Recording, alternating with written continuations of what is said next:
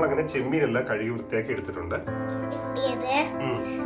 പച്ചമുളക്, ഇഞ്ചി, വെളുത്തുള്ളി, കറിവേപ്പില, ഇത്രയാണ് ഇപ്പൊ നമ്മൾ ചേർക്കാം. അല്പം മഞ്ഞപ്പൊടി ചേർക്കുക, അല്പം ഗരം മസാല, നമ്മൾ പൊടിച്ച ഗരം മസാലയാണ്, കാശ്മീരി മുളക് പൊടി 2 സ്പൂൺ, മുളക് പൊടി 1/2 സ്പൂൺ,